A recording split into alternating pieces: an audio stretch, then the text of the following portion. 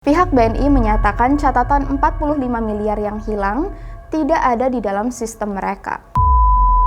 Hai guys, apa kabar kalian semua? Welcome back to Ruang Gelap dengan gua Amira, host yang membahas tentang true crime, conspiracy, horror, semua yang menyangkut tentang misteri. Video kali ini terinspirasi dari berita heboh di hari Minggu 12 September kemarin. Diterbitkan oleh kontan.co.id, nasabah BNI kebobolan deposito sebanyak 45 miliar rupiah. Jumlah yang sangat fantastis. So, sembari kita membahas kasus nasabah BNI, kita juga akan membahas dua kisah penipu besar yang berhasil membohongi dunia internasional dan melarikan uang miliaran dolar. Langsung aja kita masuk ke cerita. Welcome to Ruang Gelap.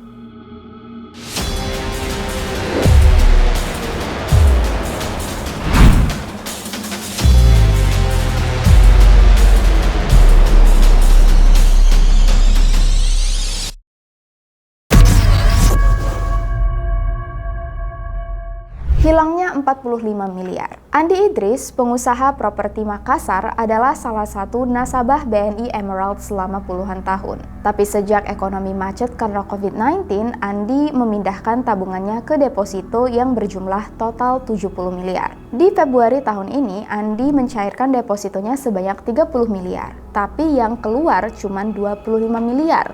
Karena bingung, Andi menanyakan hal ini terhadap pihak BNI Makassar dan ternyata memang jumlah tabungan di dalam deposito Andi hanya ada 25 miliar, bukan 70 miliar seperti yang Andi kira. Menanggapi hal ini, pihak BNI menyatakan catatan 45 miliar yang hilang tidak ada di dalam sistem mereka. Kuasa hukum BNI, Roni LD Janis, menyatakan ada dugaan pemalsuan biliet deposito yang dilakukan sejumlah oknum terkait uang deposito Andi. Ada dugaan bukti biliet yang dimiliki Andi adalah palsu. So, yang bisa dilakukan sejauh ini hanyalah menunggu investigasi polisi terkait bukti palsu dan uang 45 miliar yang hilang ini.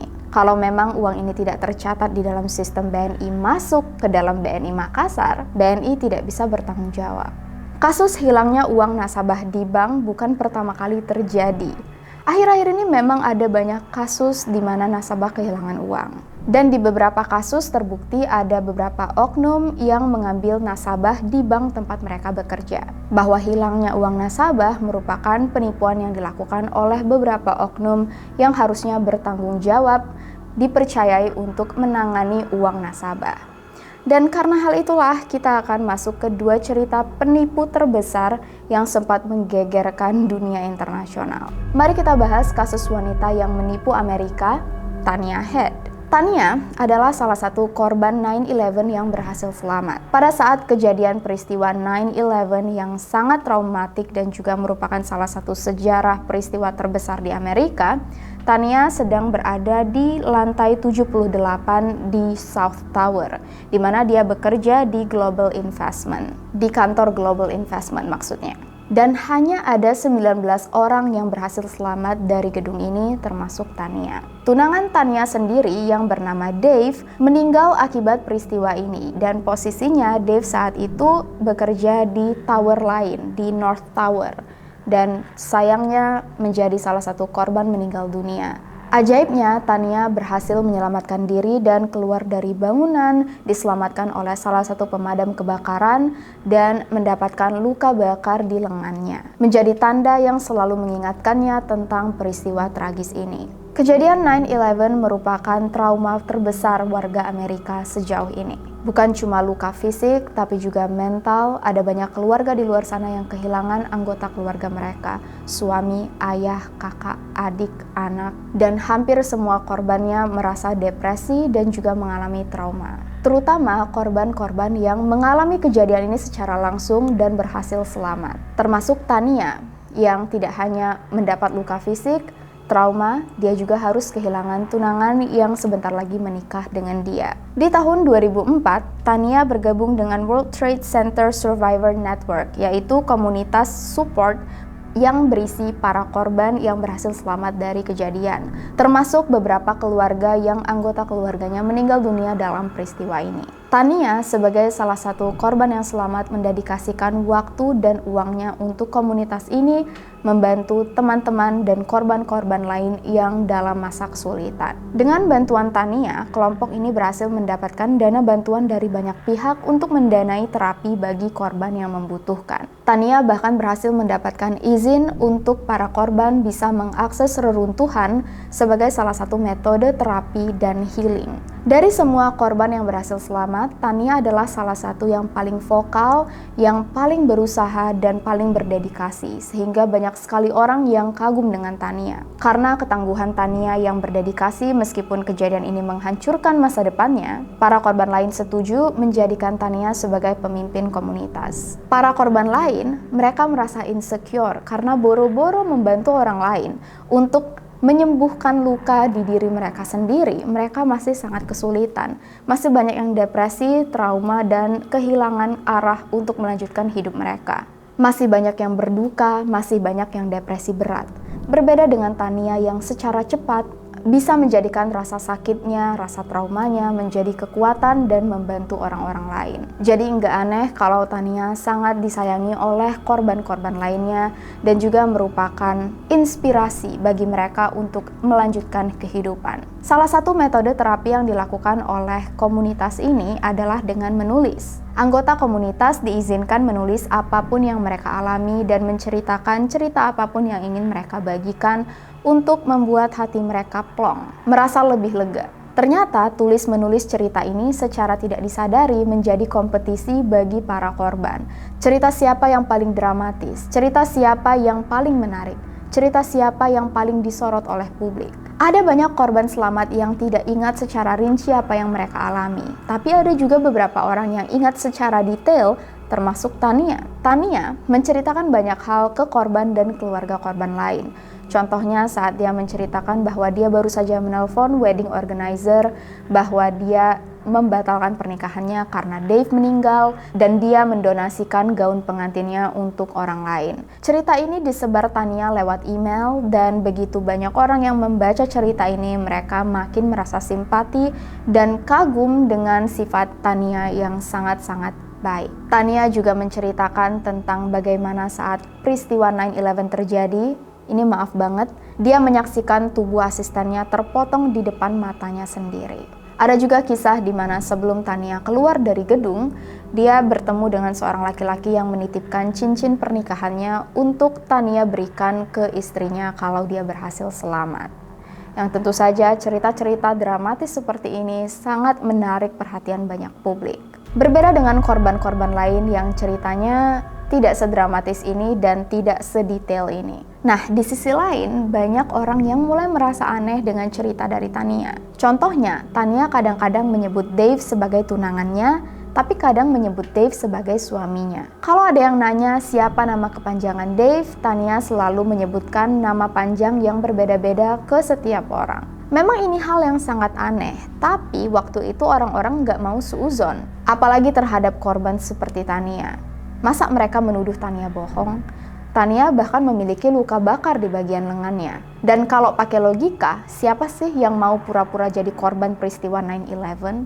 Jadi, meskipun banyak orang yang merasa aneh, mereka juga ngerasa kurang ajar kalau misalnya menuduh Tania berbohong. Banyaknya kontribusi yang diberikan oleh Tania, dia diangkat menjadi presiden komunitas 9/11. Dan disinilah banyak korban yang mulai sadar Tania sebenarnya menikmati perhatian publik dan juga atensi dari orang-orang. Tapi yang membuat banyak korban mulai merasa risih, Tania seolah-olah menyepelekan korban-korban lain dan merasa cerita dia yang paling penting. Para korban ini mulai mengumpulkan cerita-cerita yang mereka anggap aneh dan menarik perhatian media untuk menyelidiki lebih lanjut. Media mulai mewawancarai Tania dengan secara detail. Siapa nama lengkap asisten yang dia saksikan terpotong di depan matanya saat peristiwa terjadi? Siapa Dave tunangannya? Bisa nggak orang tua Dave dipanggil untuk juga diwawancarai? Dan begitu Tania dicecar dengan pertanyaan-pertanyaan yang sangat detail, dia langsung merasa dia menjadi objek bullying media. Tania langsung curhat ke komunitas, dia nangis dan merasa menjadi bahan cecaran media. Semua anggota komunitasnya tentu saja mendukung Tania. Tapi saat Tania meminta semua anggota untuk tidak menceritakan apapun ke media, mereka mulai merasa aneh. Kenapa takut kalau kamu nggak salah? Lalu tidak lama kemudian, New York Times menerbitkan sebuah artikel di halaman depan koran berjudul Sky Full of Lies yang menceritakan tentang Tania Head yang berbohong. Dalam hitungan detik, berita ini langsung viral. Semua kebohongan Tania terekspos. Dave tunangannya cumalah karakter buatan Tania. Harvard dan Stanford juga menyatakan Tania bukanlah alumni mereka, padahal Tania koar-koar dia alumni dari dua universitas ini. Lalu koran di Spanyol memberikan bukti bahwa 10 hari setelah kejadian 9/11, Tania ada di Spanyol, tepatnya di Barcelona, sedang ikut mata pelajaran kuliah. Dan saksinya ada banyak. Padahal kalau menurut cerita Tania, 10 hari setelah peristiwa 9/11, dia masih dirawat di rumah sakit. Yang lebih mengejutkan lagi, Tania Head bukanlah nama aslinya. Nama aslinya adalah Alicia Esseff, Alicia Esseff, ya begitulah, Alicia Head. Dia bukan warga Amerika, belum pernah ke Amerika sebelumnya, dan tidak berada di Amerika saat peristiwa 9/11 terjadi. Ingat luka bakar Tania? Menurut teman-temannya, Tania bercerita luka bakar ini didapat dari hasil kebakaran rumah, kecelakaan mobil, ada juga yang bilang jatuh dari berkuda. Yang mana yang benar nggak tahu, ceritanya selalu berubah-ubah. Orang yang berani berbohong secara terang-terangan seperti Tania, tentu aja bukanlah orang yang secara mental sehat. Disinilah masa lalu Tania sedikit digali. Sewaktu Tania masih kecil, ayah dan kakak laki-lakinya ditangkap oleh polisi atas dugaan penipuan. Dan mungkin Tania mendapatkan kemampuan berbohong ini dari ayah dan kakak laki-lakinya.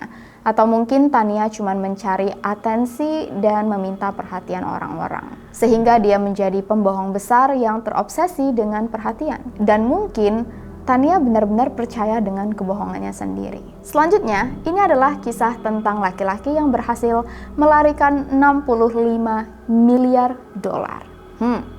Wow. Bernie Madoff lahir pada 29 April 1938 di Queens, New York. Dari pasangan Sylvia dan Ralph Madoff, pasangan Yahudi di Eropa yang melarikan diri ke Amerika untuk menghindari gerakan antisemitisme. Sylvie dan Ralph menikah di masa Great Depression dan dikaruniai 3 anak, Sondra, Benny, dan Peter. Bernie, meskipun layaknya anak biasa, sangat pintar dan natural dalam berbohong. Bernie juga sangat melek uang sejak dia masih duduk di bangku SMA. Terbukti karena sejak SMA dia sudah kerja part-time sebagai lifeguard atau penjaga pantai dan teknisi sprinkler dan menabung semua gajinya. Sekitar tahun 1950-an, Bernie mulai tertarik dengan stock market karena ayahnya, Ralph, mulai menjalankan bisnis trading ilegal, dibantu dengan ibunya, Sylvie, yang membangun 2 perusahaan sekuritas yang akhirnya terpaksa tutup karena tidak memberikan laporan pajak ke negara.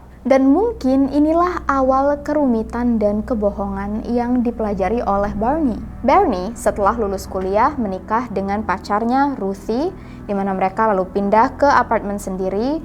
Dan setelah Bernie bergabung dengan angkatan militer, dia membangun perusahaan yang dinamai Bernard L. Madoff Investment Securities. Saat Bernie baru berumur 22 tahun. Amazing!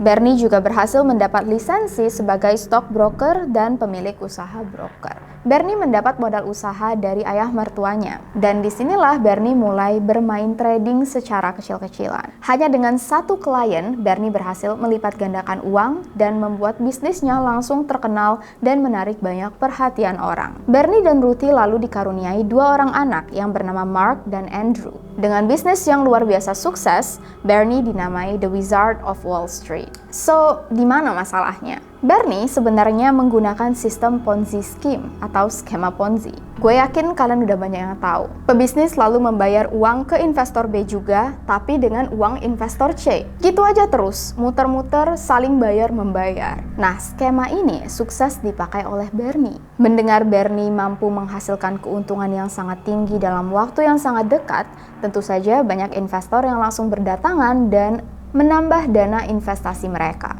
Jadi, Bernie sebenarnya nggak melakukan bisnis apapun. Dia cuma mengambil uang investor dan membagi-bagikannya kembali sebagai keuntungan.